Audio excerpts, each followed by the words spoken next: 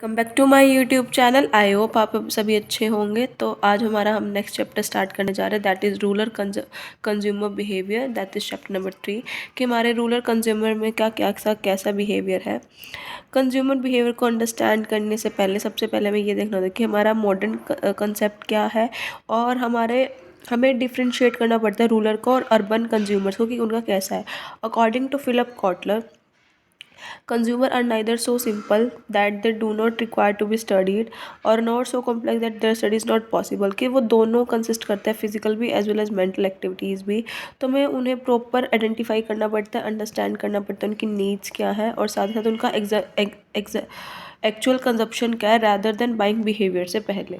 So according to कुनुक हमें सबसे पहले ये स्टडी करना पड़ेगा what they buy, why they buy, when they buy, where they buy, how often they buy and how often they use it. तो हमें सबसे पहले ये देखना पड़ता है according to Walter and Paul, consumer behaviour is the process whereby individual decide whether, what, when, whether, how and from whom to purchase goods and services. हमें इन सारी चीज़ों का ध्यान रखना पड़ता है, उसके बाद हम कुछ प्लान और पॉलिसीज़ बना सकते हैं।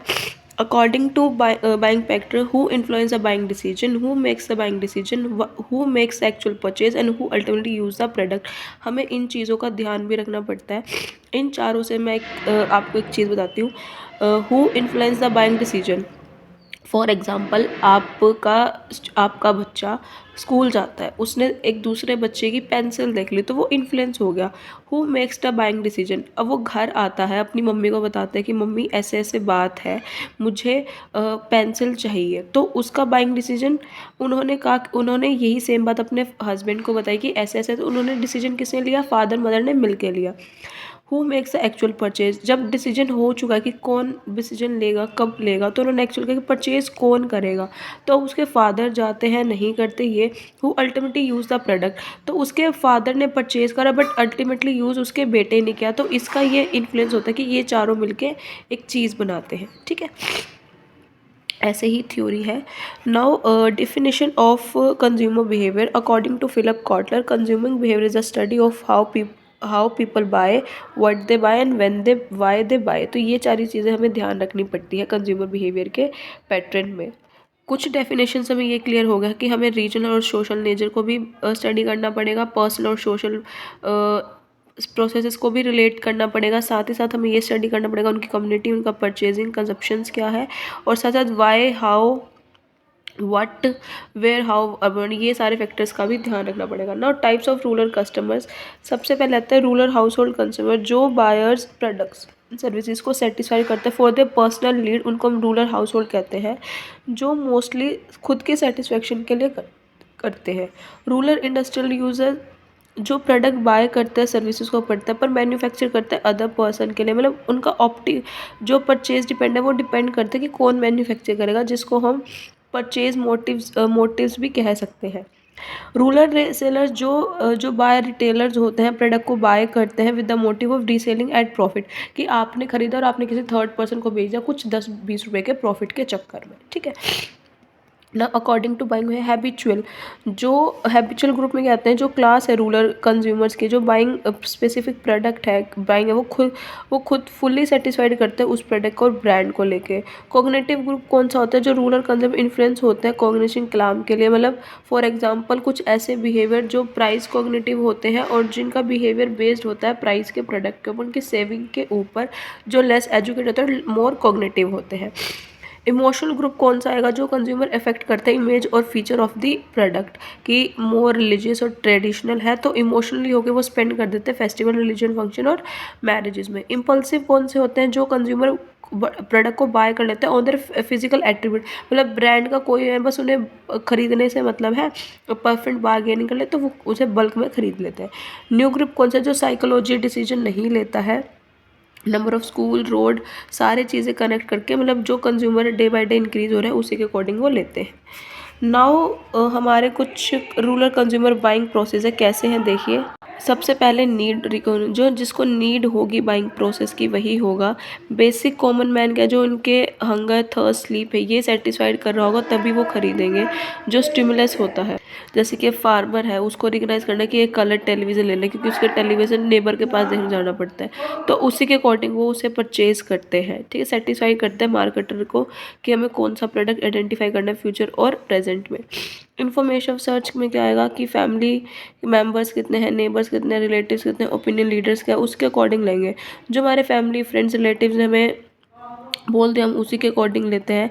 फील, टच करना, ट्रायल, डेमोस्ट्रेट और फिजिकल की मतलब उन्हीं के बेसिस पे इंफॉर्मेशन सर्च करना, हर किसी से पूछना, अपने मेंबर से, नेबर से, फ्रेंड से कि ये प्रोडक्ट कैसा है, ये प्रोडक्ट कैसा है, वो उसी के बेस्ड पे वो अपना प्रोडक्ट खरीदेंगे। ठीक है, एवोल्यूशन एंड अल्टरेशन। उसके बाद क्या होता है जहाँ पे रूरल कस्टमर क्या करते हैं कि अनएबल होते हैं कॉस्टली प्रोडक्ट्स लेने के लिए, तो रूरल कस्टमर इस स्टेज में आ जाते हैं कि उन्हें लेना है या नहीं लेना है। सिंपली वो सिंगल एलिवेशन करते हैं बाइंग सिचुएशन पे, इवोल्यूट करते हैं ब्रांड्स को, उनकी प्राइस और ड्यूरेबिलिटी देखते हैं, फिर कंप्लीट हो जाता है तो वो उनका इंटेंशन होता है कि परचेज कर ले प्रोडक्ट को। तो जब टाइम आता है इवोल्यूशन और अल्टरेशन होगा तो according to their needs and FMG products उस प्रोडक्ट को वो खरीद लेते हैं, और वो लग्जरी होता है उनके लिए लॉन्गेस्ट टाइम तक के लिए। तो जो मार्केटिंग है वो कंपैरेटिवली चार्ट है और डिज़ायर करता है, मॉडिफाई करता है प्रोडक्ट की सेगमेंटेशंस को रूरल कंज्यूमर को, ताकि वो हेल्प करते हैं उनको अंडरस्टैंड करने में कि उनकी नीड्स, वांट्स और बिहेवियर्स क्या क्या है।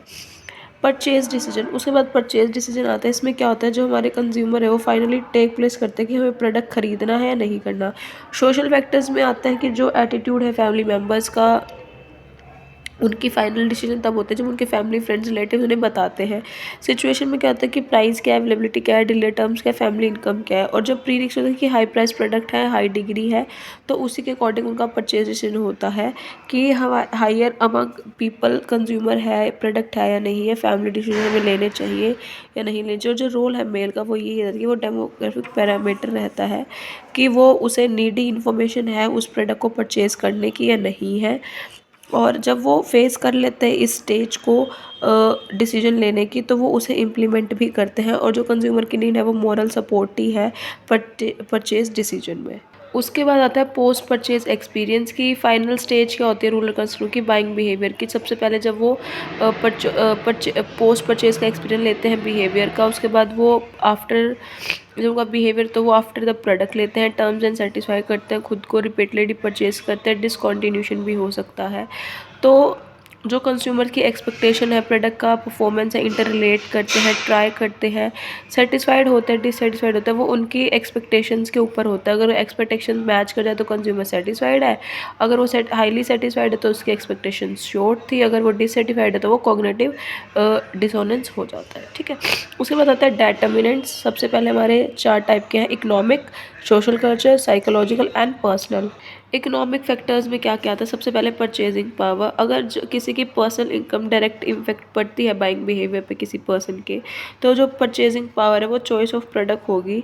Majority of rural people depend करती है वो एग्रीकल्चर पे, उनकी परचेजिंग पावर भी अनप्रिडिक्टेबल होती है, और डिपेंड जो स्मॉल पैकेजेस है वो कन्वीनियंट रहते हैं रूरल पॉपुलेशन में।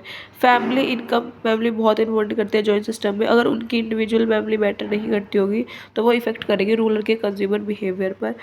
कंज्यूमर की एसेट जो लैंड होल्डिंग है, गोल्ड, सिल्वर है, कैश बैंक है, वो बहुत रेयर होती है, वो इफेक्ट करती है। वो सिर्फ और सिर्फ अपने एमएसजी उन पे ही ज़्यादा से ज़्यादा एसेट इंक्रीज करता है as compare to consumer durable goods. Value for money, value for money क्या है? जो रूरल कंज्यूमर्स होते हैं वो कॉन्शियस होते हैं वैल्यू मनी के ऊपर, और वो एक्स्ट्रा पे नहीं करते, ना ही इंस्टॉलमेंट्स में।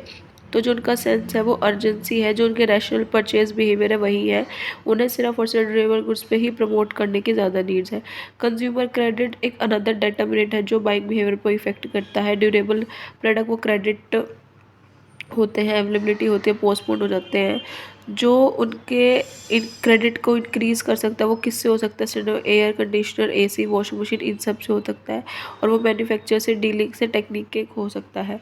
गवर्नमेंट पॉलिसी, जो पॉलिसीज़ हैं सेंट्रल और स्टेट गवर्नमेंट की, उनका काफ़ी ज़्यादा इफेक्ट पड़ता है कंज्यूमर बिहेवियर पर। वो कि वहाँ पे बहुत ज़्यादा टैक्स इम्पोज करते हैं, तो वो जो उनके इनकम है वो स्पेंड सब्सिडीज़ पे ज़्यादा हो जाती है, और वो एबल है स्पेंड करने के लिए एफएमसी गुड्स पर।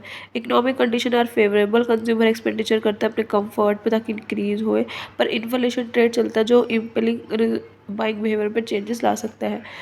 डिस्करी इनकम वही होता है कि जो सिर्फ बेसिक नीड्स को पूरा कर सके, लाइक फूड, क्लोथिंग, शेल्टर, और जो उनके एक्स्ट्रा स्टैंडर्ड ऑफ लिविंग को बढ़ा सकता है उस पर वो खर्च नहीं करते हैं।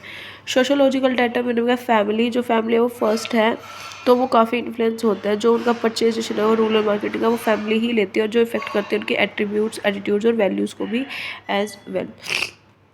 ठीक है, उसके बाद है रेफरेंस ग्रुप। रेफरेंस ग्रुप क्या होता है? जो मेंबर है आउटसाइड द फैमिली वही लेता है। सबसे पहले वो सबसे पूछते हैं कि हमें ये प्रोडक्ट लेना चाहिए नहीं लेना चाहिए। उसी के बेसिस पे उस प्रोडक्ट को वो बिहेव करता है, उनकी कंजप्शन, उनका बाइंग बिहेवियर सब बाइंग रेफरेंसेस होते हैं, और वही टारगेट करते हैं अपने कस्टमर को आइडेंटिफाई करने के लिए। ओपिनियन एंड कंप्टेंसी जो इन्फ्लुएंस होते हैं, सबसे पहले वो इन्फॉर्म करते हैं, रिलायबल ओपिनियंस लेता है, जो उनका बाइंग फॉलोअर्स कहते हैं जिन्हें, फैमिली और नेबर से वो ओपिनियन लेंगे तभी उस प्रोडक्ट को खरीदेंगे। Social class, rich, middle, poor, वो उसी के अकॉर्डिंग अपने क्लास के अकॉर्डिंग ही वो प्रोडक्ट लेते हैं और अपने स्टैंडर्ड ऑफ लिविंग को बढ़ाते हैं। कास्ट के अकॉर्डिंग भी कहते हैं, जो हमारे ब्राह्मण कस्टमर होते हैं वो सेम, जो हमारे लास्ट चैप्टर में आया था वो सेम टॉपिक यही है, यहीं पे है कि वो कंज्यूमर बिहेवियर उनके अकॉर्डिंग, कास्ट रिलीजन के अकॉर्डिंग ही चलता है, कल्चर्स के अकॉर्डिंग ही चलता है। जो उनका ट्रेडिशन है, जो बिलीव्स है, जो उनका एट्रीब्यूट है, जो एट्रीब्यूट्स है, वो उसी के अकॉर्डिंग वो अपना काम करेंगे और उसी के टंगे ही वो प्रोडक्ट परचेज करेंगे। सोशल कस्टम, जो उनके एक्सेप्टेबल नॉर्म्स है, जो उनके लॉन्ग पीरियड है, न्यू प्रैक्टिसेस है, कस्टमर्स हैं, और जो स्टैंडर्ड बिलीव करता है, एक्सेप्ट करता है, वो उसी के अकॉर्डिंग उनका बिहेवियर चलेगा। ट्रेडिशन, जो लॉन्ग लास्टिंग बिहेवियर्स होते हैं, जो उनका ओरिजिन होता है, जो एक्सेप्ट करता है, रिजेक्ट करता है, प्रोडक्ट को एसोसिएट करता है, मार्केटिंग भी उन्हें आइडेंटिफाई कर सकते हैं, उसी के अकॉर्डिंग वो कलर डिज़ाइन प्रोडक्ट को मेड करते हैं ना। साइकोलॉजी, मोटिवेशन, कि हमें मोटिवेशन में वाई बिहेवियर आता है, जो मोटिवेशन है बहुत ज़रूरी है ताकि हम उन्हें बताएं कि उनकी नीड्स, वॉन्ट्स, ड्राइव्स क्या क्या हैं, और साथ ही साथ जो conscious, unconscious, rational, emotional, positive, negative behaviour है वो कैसे कर सकते हैं। जो रूरल कस्टमर है वो अपना रिस्क कैसे कम कर सकते हैं, और कुछ उन्हें नया ट्राई करना था वो कैसे ट्राई कर सकते हैं, इसलिए हम उन्हें मोटिवाइट करते हैं ताकि लेस एम्बिशन और अबाउट कन्वर्ट के बारे में पता चले, और वो मोटिवेटेड हो about his satisfaction as well. Perception का एक सिलेक्शन है एक प्रोडक्ट का, कि वो कैसे सेलेक्ट करते हैं, ऑर्गेनाइज करते हैं, इंटरप्ट करते हैं। साथ ही साथ एक ऐसा है कि वहाँ पे पीपल को सेलेक्ट करना, ऑर्गेनाइज करना, इम्प्रिंट करना, और उसके बाद रिसीव करना। तो इसमें फूड परसेप्शन है, जो फूड फ्रेश हो, प्राइस में जो लो प्राइस्ड हो और क्वालिटी लो हो। ब्रांड, जो एलजी प्रोडक्ट है like electronic people. Store reception, जो स्टोर की इमेज है माइंड कस्टमर के वही होगी। रिस्क, जैसे रिस्ट वॉच है वो शॉक प्रूफ, वाटर प्रूफ होते हैं, इस तरीके से। इमेज क्या है? जो इमेज है वो रेफ़र करती है पीपल का, कि वो उनका लिप्टन टी, इन तरीके, मतलब जो ये सारे एग्जांपल्स रखे हैं उन्हीं के अकॉर्डिंग डिटरमाइन करना, फील करना कंज्यूमर को डिफ़िकल्टी होती है कि उनकी इमेज कैसी होगी। जो लेस एजुकेटेड है, जिनका इम्पैक्ट ही नहीं पड़ता ऐसे प्रोडक्ट के, उनके लिए काफ़ी दिक्कत है। बट डिज़ाइन वो ऐसे करते हैं, ड्राफ्ट ऐसे करते हैं कि रूरल मार्केटिंग में भी सक्सेस हो। एटीट्यूड कैसा है उनका? जो एटीट्यूड है वो यूज़फुल डिफाइड है कि अंडरस्टैंडिंग करने में, प्रिडिक्ट करने में उनके बिहेवियर को, और जो एटीट्यूड है वो काफ़ी मुश्किल होता है उसे चेंज करना। तो जो नेगेटिव एटीट्यूड है उनका नेगेटिव इम्पैक्ट ही रहेगा कंज्यूमर पर। जिनको नॉलेज है कंज्यूमर के एटीट्यूड के बारे में, तो वो इम्प्रूव कर सकता है, प्रोडक्ट की रिडिज़ाइनिंग कर सकता है, और डेवलप कर सकता है, इवोल्यूट कर सकता है, प्रमोशन कर सकता है। बिलीव्स क्या है? कि जो हैवी वॉच होती है वो गुड क्वालिटी होती है, ड्यूरेबिलिटी होती है, तो वो चीज़ें बिलीव्स बना रखे हैं लोगों ने अपने पर्सनली, और उसी के अकॉर्डिंग वो उसी पे काम करते हैं। जैसे कि मारुति लेस्ट कॉस्टली होते, फ्यू एफिशिएंट है, पावरफुल बैटरीज है, और जापानीज़ टेक्नोलॉजी, तो इसके अकॉर्डिंग वो चीज़ें अराउंडली रहती हैं। पर्सनालिटी, जो पर्सनालिटी एक यूनिक साइकोलॉजिकल एट्रीब्यूट है जो रिलेटेडली रहता है एनवायरनमेंट के लिए। हमें पता है कि वो पर्सनली ट्रेट है, हर किसी का इंडिविजुअल ट्रेट होता है और डिफरेंट होता है अनदर से। कोई डोमिनेटिंग होता है, कोई सेल्फ डोमिनेट, इंडिपेंडेंस होता है, कोई सेल्फ कॉन्शियस होता है। तो इन्हीं के attribute according to everyone has a personal and unique way of responding to his environment. सबका अलग अलग वे ऑफ कम्युनिकेट होता है एंड अपने अपने एनवायरनमेंट के अकॉर्डिंग से लिए बिहेव करना। तो ऐसे ही रूरल कस्टमर का होता है कि जो काइंड ऑफ बिहेवियर का हर एक का अलग अलग तरीका है, जो वो अलग अलग तरीके से ही बिहेव करते हैं अपने अपने एनवायरनमेंट में। लाइफ़स्टाइल, हर किसी का अपना अपना लाइफ़स्टाइल है, कल्चर्स है, सब कल्चर्स है, ऑक्यूपेशंस हैं। तो हर किसी का एक पर्सनल पैटर्न ऑफ लिविंग है, ओरिएंटेड है, लाइक एक्टिविटीज़, उनके इंटरेस्ट, उनके ओपिनियन, उनका डेमोग्राफी पिक्चर, हर एक किसी का अलग है। तो वो उसी के अकॉर्डिंग अपना अपना हॉबीज़, फूड, एजुकेशन, वो अपना अपना काम करते हैं, डिटरमाइन करते हैं अपने बिहेवियर को। लर्निंग, हर किसी का चेंज बिहेवियर है, तो उन्हें कुछ एक्सपीरियंस मिलते भी है, कुछ याद करते हैं, कुछ नहीं करते, मतलब उन्हें reasoning, thinking, information particular product से मिलती रहती है, और जो वो लर्न भी करते हैं और उन्हें एजुकेशन भी प्रोवाइड मिलती है पर प्रोडक्ट पर उसके अकॉर्डिंग। पर्सन डिटरमाइंड एज, वो अपने अपने एज के अकॉर्डिंग ही प्रोडक्ट लेते हैं सबसे पहले कि उनका एज क्या है, उसी के अकॉर्डिंग उनका एट्रीब्यूट, लाइफस्टाइल, पर्सनल चेंजिंग सब कुछ चलता रहता है टाइम टू टाइम।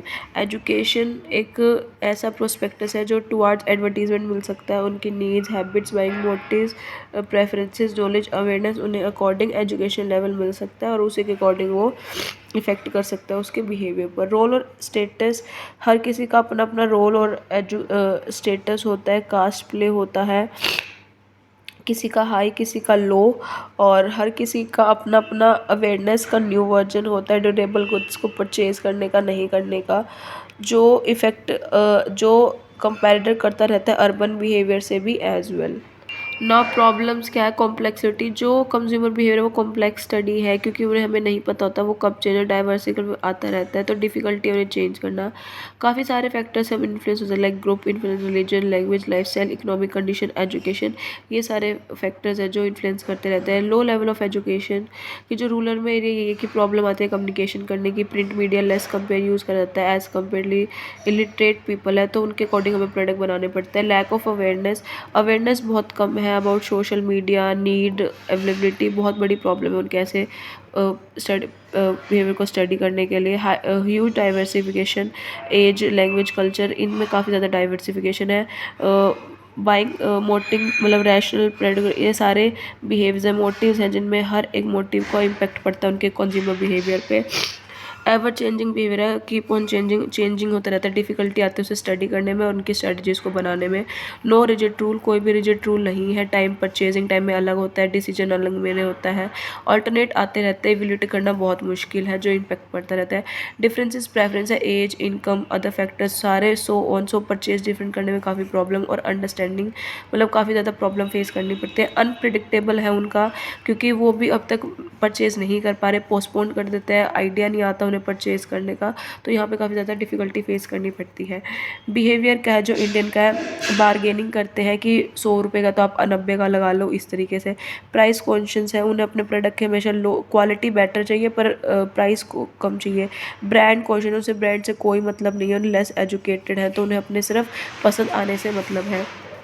कंप्लेन करते हैं कि हमें ये कमी है तो उनका कंप्लेन चलता रहता है। रोल ऑफ वुमेन, वुमेन क्या करती है, लेती हैं प्रोडक्ट पर बारगेनिंग ज़्यादा करती हैं और फिर अवेयर नहीं हो पाती सोसाइटी के अकॉर्डिंग। कंजप्शन पैटर्न भी बहुत उनका अलग है, कंफर्ट अलग, जोन अलग है, कलर, टीवी, रेजिन उनका डे बाय डे चेंज होता रहता है। गारंटीज़ एंड वारंटीज़ मांगते हैं जो पॉसिबल नहीं है हर एक प्रोडक्ट में। क्रेडिट फैसिलिटीज़ भी बहुत ज़ीरो फाइनेंस पे ही है जिसकी वजह से हम नहीं प्रोवाइड कर पाते। ठीक है, तो इसी के साथ आपका चैप्टर नंबर 3 खत्म होता है। कोई भी डाउट हो कमेंट सेक्शन में कर देना, वीडियो को लाइक शेयर कमेंट कर देना, चैनल को सब्सक्राइब कर देना। Thank you, have a nice day.